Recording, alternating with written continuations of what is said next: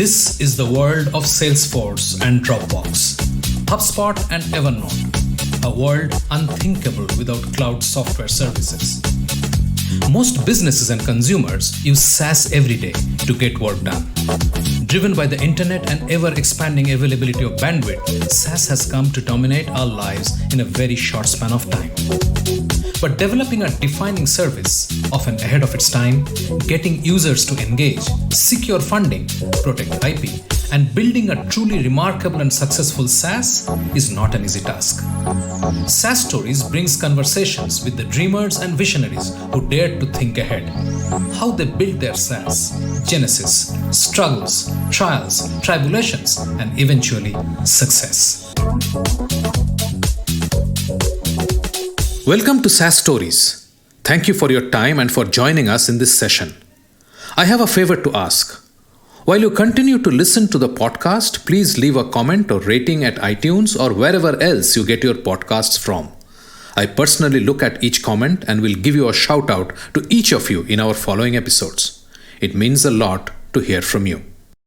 Welcome to this episode of SAAStories.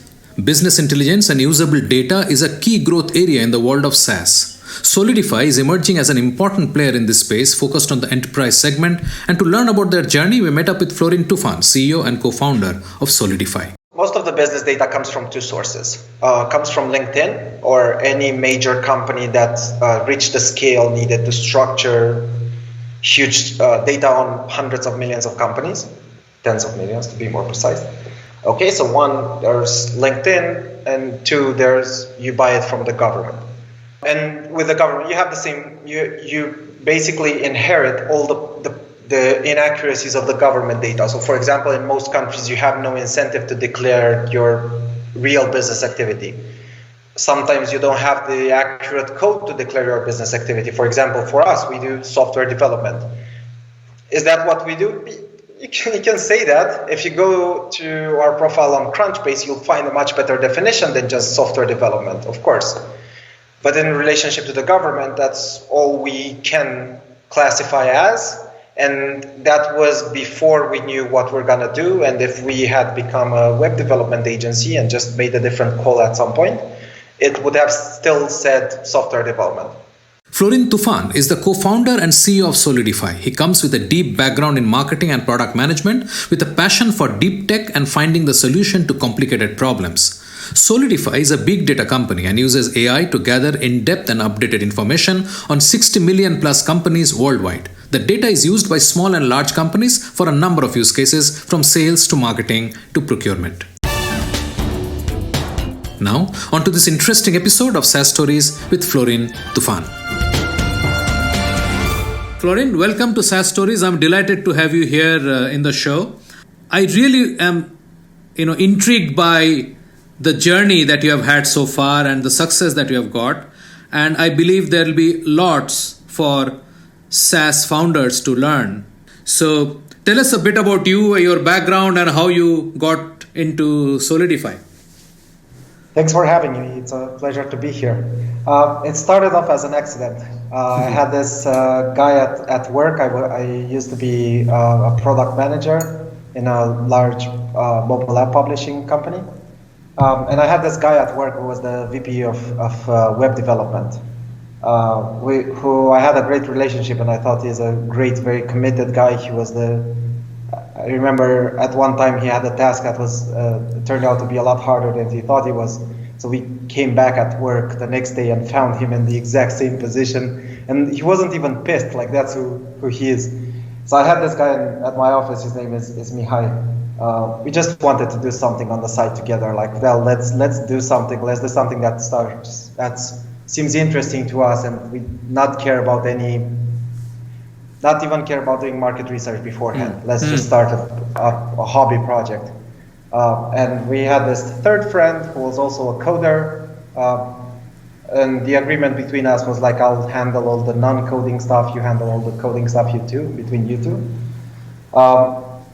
And we just started exploring. We were in the weekends just working on, we liked data, we liked B2B, we liked a number of problems that we just started exploring the problems, talking to people. And for the first 6 months, it didn't have any sort of form. It was just a business, a weekend activity that we couldn't even name. Right. So when did you see that? Well, I think it's serious enough, and we have put in enough work, and this is a marketable idea. So let's create an MVP and go and test it out. With what we discovered while just exploring the problem, we discovered some problems in some companies that looked alike, and they were all related to sales and marketing data. So we decided to call that a project that we do together, and just build a number of projects around it.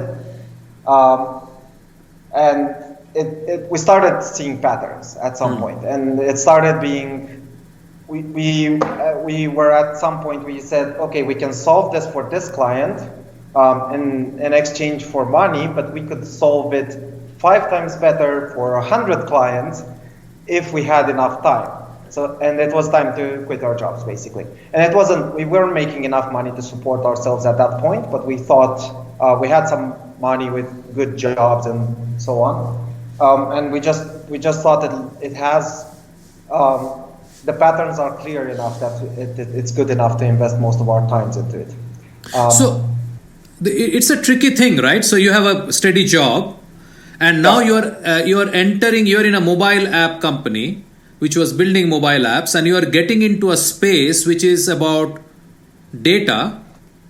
It's not really aligned, so to say. I mean, of course, I understand mobile apps and related data and all that, but here you are embarking on a completely different journey, and also the fact there were lots of companies doing that stuff, right? I mean, starting with the Discover orgs of the world down, I can name so many of them who were all talking of data. So how did you sort of rationalize it to yourself, saying, this is a good idea?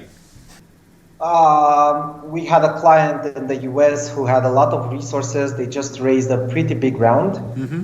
They had a pretty big team, and they were struggling with problems that were so basic for so long, willing to throw money at them, that we just figured, okay, this is a good enough proxy to the market if they didn't find the best solution. Because can you really say that of really mature categories? Can you say you know a company that has tens of millions of dollars and doesn't have a good support chat system? Like, is that the case in really mature markets? So we thought it's just a good enough proxy. We had other clients that were similar, but this one we thought if they had the best solution, they wouldn't be having these basic struggles. Right. And they were paying competitors already. So we knew they were paying other companies 5 times, 10 times the amount they were paying us. And the solution we had before having a product was much better than theirs. But it wasn't the bet that you make when you say, oh, this is going to be $1 billion company. It was like there's something there. It's worth exploring. We have all the assumptions we should have in place. The proof indicates towards something. So let's give it more time. And it's honestly, it's just a discovery journey for us. Right. You make a lot of commitments on the road. You make commitments to different employees when you give them stock. You make commitments to investors, and those kind of things become business objectives that you take seriously. But at the end of the day, it is a discovery journey. Right. So from the point when you decided we'll do a weekend project to leaving the job was about 6 months, right? It was about 6 months since we started exploring. Had a few small clients. When we took this one, which was bigger, it was either this one caused us to quit our jobs, or we did it right before it. I don't remember, but these two coincided. And in about 2 months, we did enough services contracts to basically support ourselves and a very small apartment which served as an office. Right. So this is 2018. Is that correct? This is 2019. 2019. Yes. Okay. So very interesting, because I met with somebody who runs a VC firm in the Valley, and he sort of said, we need to turn SaaS on its head. So we say SaaS is software as a service, but a better way to success is to create service as a software. And Yes. you guys apparently did that. So you started with a service and you found paying customers, and then you automated the process for a larger target market. Is that how it went? Yes, but I would say by accident. Okay. I Okay. called the information we had at that point as there's something there. It shouldn't be this easy from a small apartment with no. We were just nerds exploring different technical solutions. With our most of our main question was, is this possible and how far can we get? And we shouldn't be able to get clients from all corners of the world with basically the same problem. Even though we were doing services, and it's a lot better to sell services than a product because it's less risk for the client. But at some point we said, like, look, we need to stop from doing services because we'll never do a product, and that was a really difficult choice. So tell me, what was this service that you saw everybody needed across the world? What was this service that you were providing finally at that point? The story we kept hearing was, I need data. I paid a lot for data about companies. Most of them were using it in a sales use case. So data about companies where my target companies, very specific data points. Think, for example, any data that helps you do retargeting campaigns, for example. Some of them weren't in sales, some of them were in finance. We helped a credit scoring company get a better view on the Southeast Asia market and so on. But the story we kept hearing was like, I paid so much for data in the past year just to see that it sucks, regardless of where I get it from and how much it costs. And we spent enough time with them to understand what were the root causes, and had a hope, and it was a hope at that point, that we can solve it using a smarter AI approach.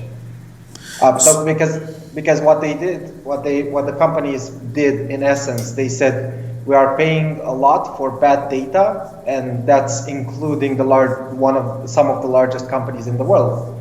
And they said, we're paying a lot for very bad data, and if we have teams of people and pay someone on Fiverr, they'll come up with so much better data. And that's not something you should be able to say in 2021, right? Yeah, right. So what did you see was the real problem? Why was the data bad, and why did you think that you could actually solve it as you tried to productize it? There are two main reasons. This market is so big and so old that the companies dominating it just started in an age where that was the best, where you didn't need to do a great job to be a big company. Mm-hmm. And the market is so big that they became big enough that they can just monopolize different markets until someone threatens that. Mm. And even if they do, they'll usually buy them and buy more time. Right. And that's the number one reason. The second reason is that most data use cases weren't around 10 years ago, before the big data revolution. So even if you're a company that was built 200 years ago, as some data companies are, there's no way you're prepared for the big data revolution that just happened in the 2010s. Right. So finally, there is a raw data that has to be gathered, and I presume that everybody in the space has access to those raw data in whatever form. Or is that not a correct statement? It's a correct statement, yes. Everybody could, yes. So the way to add value or better value is to take a differentiated approach to the analysis of that data. Is that correct? Look, anyone could build a Google, because it's public data that's just indexed and returned really quickly and accurately for the search term. But it's almost impossible today.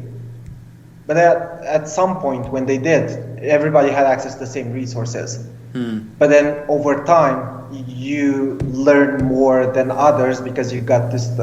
You got quicker at the first steps.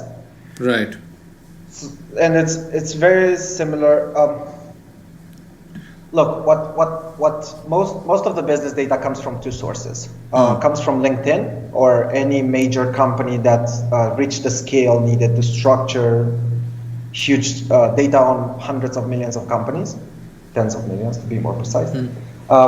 So that's one. You get it from LinkedIn, and you know nothing else than LinkedIn does, and you have no way of checking it. So even if it doesn't matter what technology you put on top to check it, to interpret differently, you have access to that, and that's it, and you know nothing else.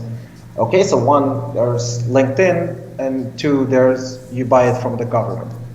And with the government, you have the same. You basically inherit all the inaccuracies of the government data. So, for example, in most countries, you have no incentive to declare your real business activity. Sometimes you don't have the accurate code to declare your business activity. For example, for us, we do software development. Is that what we do? You can say that. If you go to our profile on Crunchbase, you'll find a much better definition than just software development, of course. But in relationship to the government, that's all we can classify as. And that was before we knew what we're going to do. And if we had become a web development agency and just made a different call at some point, it would have still said software development. And there's no incentive for us to ever update that until the end of time, basically. Right. So some of our competitors are buying that information, and the only way to find us is to just look for software development companies in Bucharest, or not in Bucharest. We're not even based legally in Bucharest.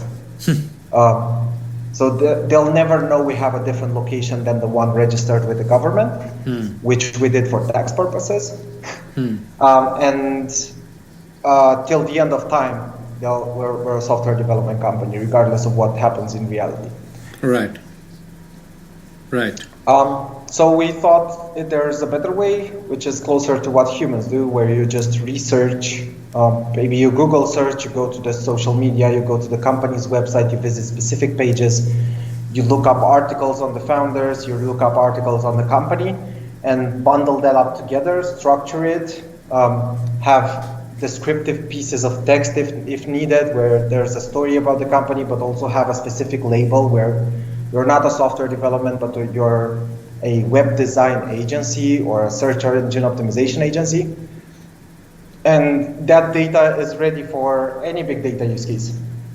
If you need to segment the clients of a large telco, you'd rather use this data than buy it from the government.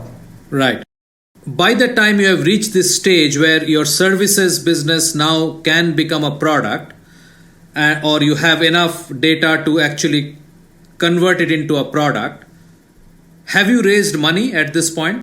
No, we waited. First of all, we had, I think, 3 or 4 iterations where our product didn't do what it was supposed to do. So we onboarded a number of beta testers, repeatedly, different beta testers. We were very careful that they're in our target market, both geographically and as what they did as people or as companies. And for the first 3 iterations, we just got the feedback that it sucks. Like the feedback was more like, it would be really great if it did what it says it did. It does. So this took maybe, I think about 6 months to just go through harsh feedback. So in terms of timeline, it is towards the end of 2019. Is that where you are at that point? Yes, that's perfect. That's January 2020, we started getting good feedback. Okay. So, but up to that time, you have not raised any money? No. And did you have any paying customers? Apart from your service business? Some, but not enough. Sorry, I forgot this. We got some money from me and Mihai's former boss,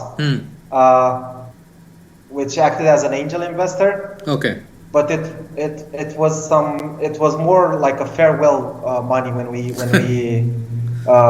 quit our jobs. He said something like, "You don't have to tell me what you're building.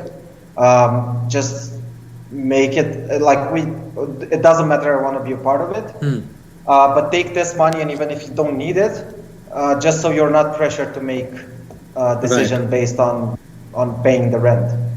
So at that point, we still had that money and didn't really touch it. And we could have taken 6 months. Yeah, we had this comfort, yes. And how much was that money, if I may ask? It was 50,000 euros. 50,000 euros. And how much does that gentleman who had put in that 50,000 euros now own in your company? He still owns about 5%. Oh, nice. But here's the thing: he's a very good friend. I know. So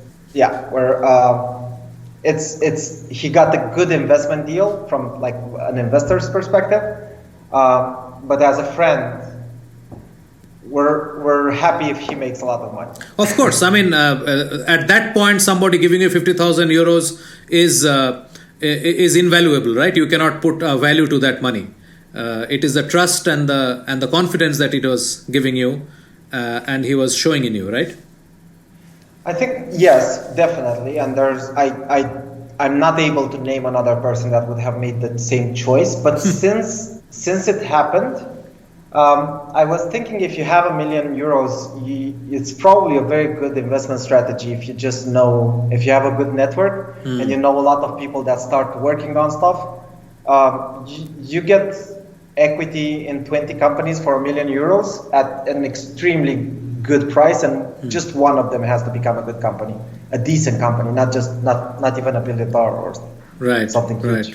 Right. So he got a good deal, we got a good deal, but I think he should have done this with 20 other companies, and it would have still been a good investment strategy. Maybe he will after your journey gets. So tell me, I mean, at this point you have a few paying customers, and how much were they typically paying you? With services, between 5 and 10,000 for a 1 to 2 months project, and we did like 5 at a time. Yeah, so and you would have how many customers by that time? I don't recall. Okay. In 10, 20. 10. Okay. 20. Okay. Maybe 20. that were 2 months. One would take a 2-month process, then take a 3-month break, and then go back and take another 2-month process, something like that. So they will it be wasn't keeping a solid business. It was just paying the rent. Right, I understand. I mean, they were still coming back to you to do more stuff and all that. So once January 2020 came and your product was sort of stabilized, how long did it take you to get actually recurring paying customers? Because you said there are two types of customers, right? One is the end user, other is the guys who are integrating your API inside their own products. So how did that come about? To give you a quick answer, 4 months. But the reason why we stopped doing services or tried to as much as possible, it's because our thesis was that if we do enough services projects, we'll have a good product at the end. And it turns out that in practice, you don't have a good product because you do services instead of just maybe focusing and releasing something in 2 weeks that would otherwise take you 2 months if you still do services on the side. Even if the services were around data, we were building the technology, building the infrastructure, paying for service. So in theory, it should have worked. But we had to stop, and we said, like, look, let's take a risk. If we're not there in 6 months, in 12 months, and we cannot raise money and we cannot get people to pay us, and let's move on to the next thing, or take a detour, or get back to services. But let's take the risk and run out of money. And run out of money we did. We ran out of money in June, I think. But by then we had a few paying customers for the SaaS company, so we were able to get 200,000 from a VC firm. Okay. Yeah. So how many customers in the SaaS company by now? This is like middle of 2020, right? Yes. 6 months since really releasing the SaaS product with good feedback. What we would call an MVP, a good MVP. Right. So how many customers did you have at that point of time? Maybe 15, 20 that were paying relatively, I don't know, maybe 100, no. I know in terms of MRR, we were at 3,000 3,000. Yes. Okay. And on an average, each was paying how much? 150 to 100. Okay. It's time for a short break. Florin started detailing out the early days of Soledify. It began with cold emailing a database of 20,000 SaaS companies. As we come back, we will drill down from the MRR to ACV to the exact method that Florin was applying to identify these paying customers. Stay with us. You are listening to a Business Podcast Network original. Podcasting is the fastest growing content marketing opportunity which is untapped. We can help you craft your audio strategy and help leverage the wide reach and easy streaming capability that the smartphone penetration provides. It is easy, it is powerful and personal. Talk to us to find out how podcasting can help you build your brand and reach out to your targets like never before. Write to us at bpn@bizcast.in. That is bpn@bizcast.in. Business Podcast Network. Podcasts end to end. Welcome back. I'm Shubhanjan Sarkar, your host for SAAStories and founder of PitchLink, the buyer-seller engagement platform. Right before the break, I asked Florin how exactly was he slicing his database to find the prospects who were most likely to sign up as paying customers. Listen in. And how did you get these 20 companies? I sent cold emails. To whom? You had the database. I mean, I should not forget that. I built a database of 20,000 SaaS companies that were giving indicators that they're serious companies. I don't know, they had a good Capterra profile. They would keep social media updated. So at least we knew that they were active companies or linking towards blogging oftenly, linking towards accelerator programs, anything that would give us indicators that they are looking they're still looking for the first customers, but right. they already had the first customer. Right. And we broke that down into very specific segments, like this is a SaaS that targets digital agencies, this is a SaaS that targets lawyers, this is a SaaS whatever, and we would make custom messages for each small niche. Okay. And that's got very good results. We did have lots of users though. Lots of users, very poor conversion to paid, and that's true to this day. So what is your sign up to conversion ratio today? Sign up to conversion, it's about 2%. 2%. What is your thought about this model where people come and use but they don't sign up? Do you think that funnel can be tightened? I think it can. Of course, for sure it can be. I think there are low-hanging fruits that you can do, like fixing your onboarding, where you can iterate twice a week and get good results. But then you're always in a race against time. Before change, like you have a number of bullets, a number of major changes you can do. And you have to be careful which one you choose. Like you're always running out of time. Right. So you can, but the question is, can you make the appropriate changes in due time so that this strategy takes you to the next level? Right. Absolutely. So from 20 customers, say in June of 2020, we are nearly 1 year through, although it's not a normal year by any stretch. Where is your customer base today? Our customer base didn't grow that much in terms of numbers. It grew really disproportionately in terms of the average order value. Okay. So of course we don't have 20 clients now. We have in the hundreds. Most of them are paying less than $100 a month. But there's a handful that pays over 50,000 a year. Okay. And sometimes significantly over that. So that's why I said you have a limited number of bullets and you get to make a call, but you can change your mind for an infinite number of times. Maybe you can change your mind 3 times in terms of I don't know, maybe even the core value proposition or who your target market is. But you need to be lucky early enough so that you can keep on playing. Right. So my question to you is, you released a SaaS. You had yes. $3,000 of MRR in June of 2020. Yes. How did you figure out that there is opportunity where maybe 10 companies will be willing to pay you $50,000 a year? We were aware that we don't have the $1 billion potential on the trajectory we were. But then again, we started like this as a trajectory. We started look at this opportunity. Where do we start? Where it looks like we're making most of our money in the sales use case. It's probably a problem that 1,000 companies have, and then 100,000 companies will have. And then you narrow it down to like a specific profile. Like I started doing cold emailing on early stage startups. That there's a question mark. Do they know their target market already?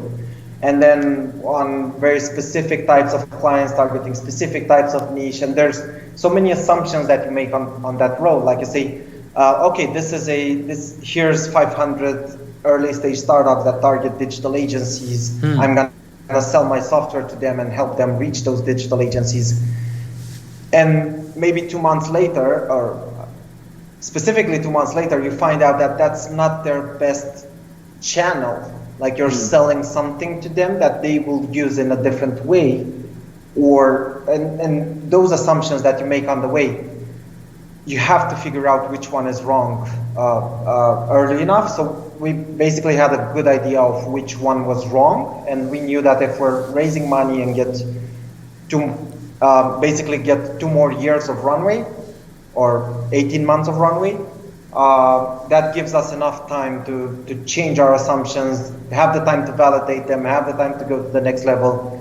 And that was the bet we made, and we found VCs that were willing to make the same bet. We told them from the start, like, we don't know what the right thing, this is the information we have, this is the assumptions we made, this is the data we have. And also some good numbers, like in terms of users, for example, we were getting I think at that point, about 10 signups a day organically with no marketing budget and it was just us 3 founders. And we built a software with a big data infrastructure with crawlers that were costing us $10,000 a month and so on. So my question remains, how did you figure out that there'll be a company who will be willing to pay you $50,000 a year? How did you reach from your $150, how did you reach, which is like $1,800 per annum, how did you get to this $50,000 customer profile? We got lucky. Okay. The friend that gave us the $50K at the beginning, he says this. He says this a lot. He says, in business, all you have to do is stay alive long enough, and the right opportunity will find you. I think that's a bit naive. It did turn out true in his businesses, though. He literally closed down a company but didn't do the paperwork, and he sold it 6 months later with no employees and nothing but just some legacy assets that we thought were garbage, or like we didn't see the value, and there was the right company that in those assets where we didn't see any value. So but no, I'm oversimplifying for sure. We weren't aware that we can sell to a $50K a year client. We were very close to making the call of just going for large user numbers, good usage metrics, and nothing else, like making it all free, and going for a completely different business model. We were really close to making that call. We found a couple of partners that said, look, I have this client I'm already working with. We got visibility. We had a lot of organic users. We had people talking about us. A good chunk of our user base was happy with what they were getting, so we got discovered by a lot of people, and they basically told us, enough people told us that we were using our asset in the wrong way and catering it to the wrong market. And at some point we were wise enough to let our stubbornness apart. And it actually happened repeatedly. Like they were knocking at our door, and it was a guy saying, look, I work with these 10 corporations. I'm doing a lot of software development projects for them. If I had what you guys have, I would just embed it in one of those projects. I'll tell you the use cases. I'll bring the clients to you. Let's revenue share and stop doing this. And it happened for for a couple of times. I'm not the type of, and being the CEO, and I'm not comfortable with I wasn't comfortable and wasn't familiar with enterprise deals. Right. I still am not. I was very stubborn and I was basically stuck in a comfort zone. I was an early stage startup that was I was leading an early stage startup that was very stubborn to work with other early stage startups. Around June, you raised $100,000 for your from a VC, right? Have you raised any further money since then? Yes, we raised another 1.5 million in the autumn.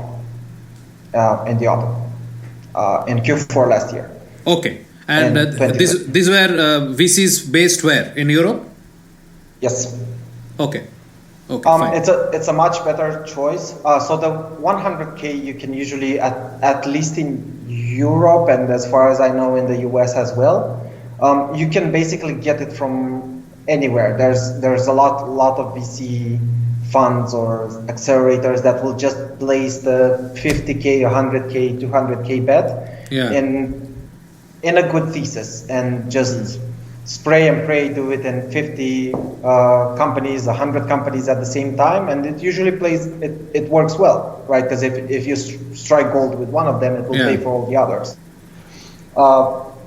So for pre-seed funds, there's usually a lot of options, and it gets more and more serious with each round. But it's usually a lot easier to take it very close to home, so that you don't have a cultural gap, so that you don't have an expectation gap, so that they can background check you, talk to your former partners, people you've worked with. It always helps. Right. You don't have to earn all the trust yourself in face-to-face meetings and so on when you're part of the same environment. Right. So what was the valuation at which you raised this 1.5 million? We raised it at, let me do the conversion in dollars, about 6.5, I think. Okay. Ish. Okay. We work in euros. About $6.5. Okay, wonderful. So let's change gear. Let's talk about competition.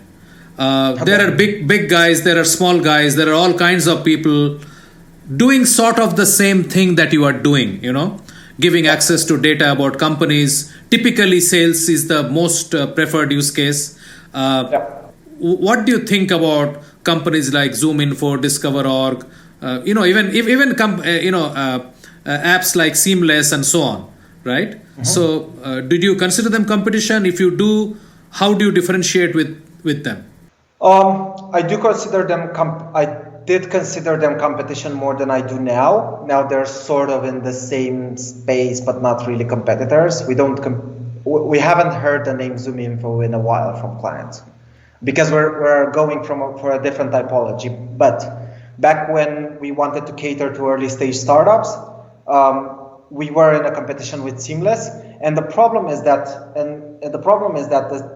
the promise is the same, right? As you mentioned, like as an outsider, as someone who doesn't have the time to test 20 tools, it's really hard to figure out what sets them apart, right? And it's usually at that point someone wins the category and becomes the tool for that, like Canva is for social media pictures, right?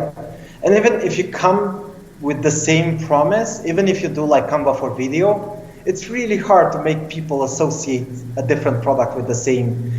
So basically what we saw in sales is that there, in the US at least, there are two types of companies, those that use ZoomInfo and those that cannot afford it. In the US. And if you go farther and farther away, they don't have the good coverage, they don't have good accuracy. But even companies in Europe, they are companies targeting US clients and those that aren't there yet. So it's tricky finding like a very small niche, and it was one of our problems. Of course, it was our mistake as well, because you have to find a way to like explain what sets you apart. But also there are markets in which you can easily, and markets where it's harder. And we were in a market where it's harder. Now, Seamless, the data from Seamless, if you put LinkedIn with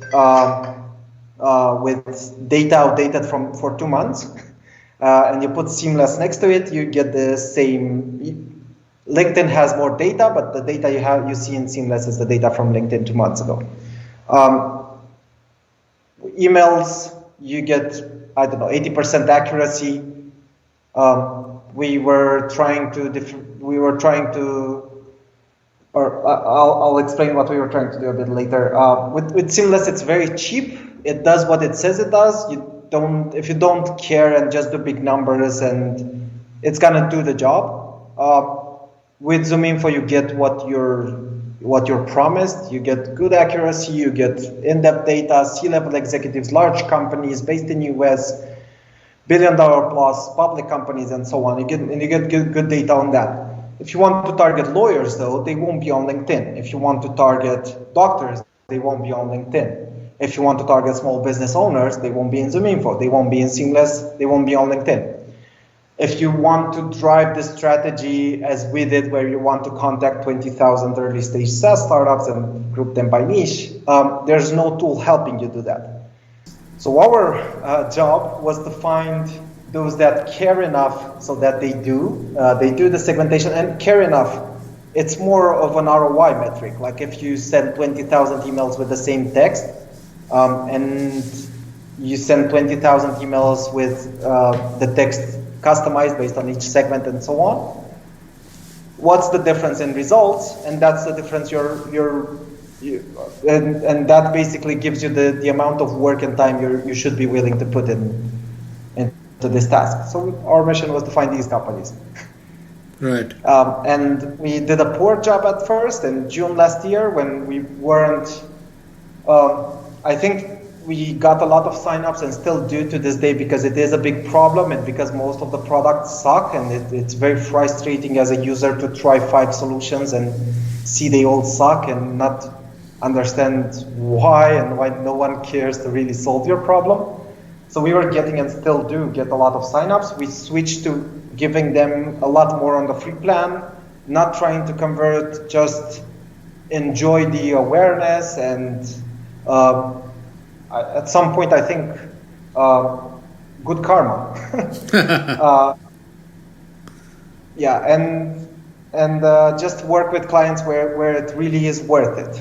Where it's worth it for them to have accurate data, in depth, know more information about small businesses, and no one is competing on small businesses. Like if you have, I'll give you an example. One of the first clients that was willing to pay us enterprise was an insurance company, and their problem was that a lot of handymen, contractors, construction companies, small restaurants that were born 6 months ago, or beauty salons, or so on, they were starting to require insurance, for example, for selling online. And it was more costly to have people process and quote those insurance queries than the money they were making in working with these small businesses. So basically, they're using our data to pass 60% of them with no human supervision. Right. And that's with the same data from our perspective, with the same product. One problem is worth maybe $100 solving, and one problem is $100,000 worth solving with this roughly the same product. So our journey in the past year and a half was basically find the right niche of problem. Right. Niche of the problem. Right. So this is a good time to talk about the future. Where do you see Soledify, say, 3 years down the line? I think more than 3 years prediction will be just that. But I believe that you have a vision where you want to be, say, in 2024, 2023, 2024. In 2024, we should be, it's from the product perspective, I think we're way farther ahead than all the other things that make a business. For example, partnerships, marketing, awareness on the product, and so on. So what I wish this company is in 2024 is catching up with, for example, the popularity of our free tools, the number of partners in our distribution, the number of enterprise clients we work with, catch up with the level of technology. So basically just beat all the competitors that we can objectively by product metrics already beat, have the go-to-market that can enable us to beat them in the market as well. So what is stopping you? I mean, you know the gap, you know you have a superior product. What would, for example, let you go after ZoomInfo? We don't want to go after ZoomInfo. Okay. We want to go after companies like Dun & Bradstreet. Okay. Not even after. We think they have this huge market. That with this big data revolution, the market became like this, and no one's looking at this. Right. Not no one. I'm sure there are a lot of companies that are trying to look at this. It's just no one made it there yet. Right. If I were to give you the 100% answer, I think it's our mindset that's stopping us. Okay. I know it sounds philosophical, but I don't think it's a coincidence that a bunch of nerds started exploring a problem as a hobby, and 2.5 years later, they have this product that they can prove, and they do with every occasion that it objectively beats companies that have been working at it for 20, 100, 150 years sometimes. But doesn't have to go to market. It's they developed like this. Yeah. Sure, but I don't think it's a coincidence. I think we're obsessed by the technical problems. It's a great advantage because you can stay with a hard problem for years and years and never get bored and work on a lot of deep tech stuff and find solutions to problems that no one else had. So yeah, I think it's us. I think it's me in a lot of cases. Like to me, sometimes I have to do the effort of. I'll do free pilots, for example. I'm happy to put in some work for free with a company that can afford and should pay us, and I have to train myself not to. It's an active effort. Like it's in my head, it's hard. Yeah, I get it. As a founder, that's something I wasn't prepared for. Like I have to evolve my mindset constantly, and sometimes it's rough. Florin, this has been a wonderful chat. I think you have been most open and very refreshing to talk to you. Before we wrap up, is there anything we left out that you would like to talk about? I think your last point is really interesting. I love spending time with other founders, and I find like it's my one hobby in these years where it's all about the business.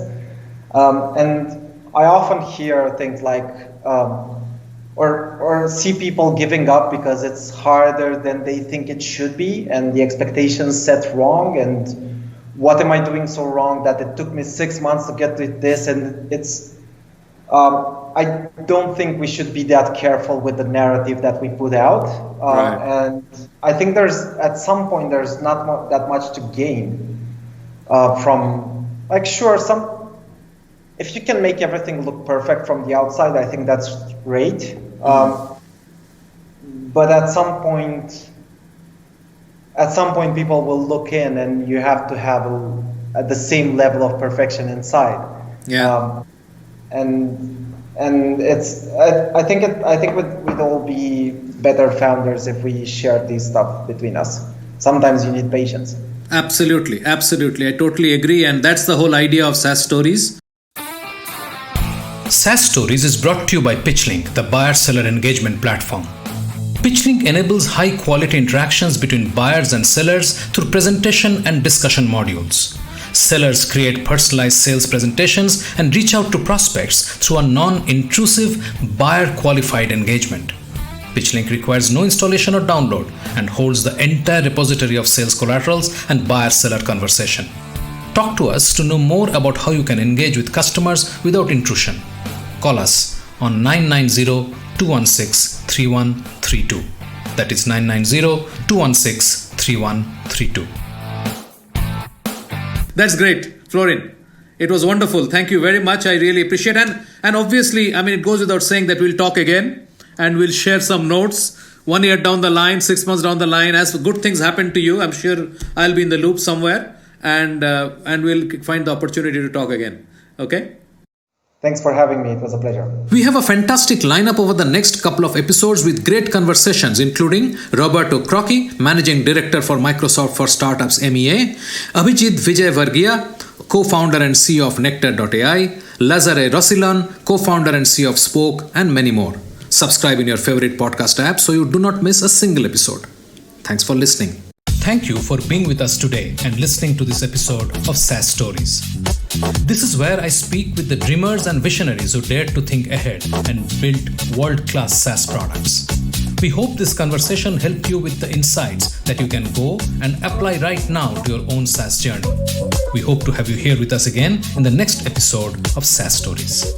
SAAStories is brought to you by PitchLink, the buyer-seller engagement platform, and is a BizCast original production.